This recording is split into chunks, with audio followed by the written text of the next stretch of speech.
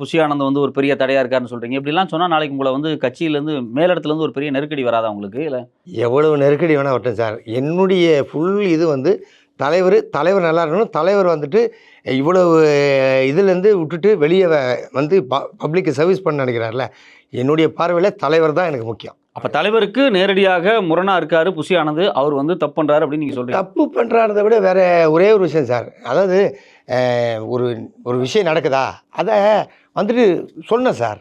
அதாவது கிளீனா சொல்லுங்க. அவர் ஃபிட்டா இல்ல அந்த இடத்துக்கு அப்படிங்கிறீங்க. ஃபிட்டா இல்லைன்னா நீங்கள் வந்து அவர் முதல்லேருந்து பார்த்தீங்கன்னா வந்துட்டு அந்த ரசிகர் மன்றம், அந்த நற்பணி மன்றம்லாம் ஒர்க் பண்ணாரு, எல்லாம் ஓகே சார். பட் இப்போ வரும்போது நீங்கள் ஏன் வந்துட்டு ஒரு அடிப்படை தொண்டனுக்கு இருக்கிற பிரச்சனையை ஏன் சொல்ல விட மாட்டேன்றீங்க? ஏன் தலைவருக்கு அதுக்கு போக மாட்டேங்குது? இப்போ என்னுடைய விஷயம் நான் உங்களுக்கு சொன்னேன் சார் ஓப்பனாகவே. இது வரைக்கும் நான் எங்கேயும் சொல்ல சார், இங்கே தான் சொன்னேன். என்னென்னு கேட்டிங்கன்னா அது எனக்குள்ளே இருக்கிற விட்டுட்டேன் சார். நீங்கள் இப்போ ஒரு தொண்டனா என்ன மனக்குமரல் இருக்குமோ, ஒரு தொண்டனாகவும் நண்பனாக எனக்கு மனக்குமரல் என்னன்னா, ஒரு நிகழ்ச்சிக்கு பாலாஜியை கூப்பிடாதீங்கன்னு ஒரு மாவட்ட செயலாளர்லாம் சொல்கிறாங்கன்னா, இது எந்த விதத்தில் நியாயம்? பாலாஜியை மட்டும் கூப்பிடக்கூடாது அப்படிங்கிறாங்களா? ஆமாம் சார். ஏன்னா பாலாஜி தான் ஃபோக்கஸ் ஆகிறாரு, நம்மளுக்கு தெரிய மாட்டேங்குது அப்படின்னா, ஃபோக்கஸ் ஆகாமல் நீ எதாவது பண்ணியிருக்கணும்ல.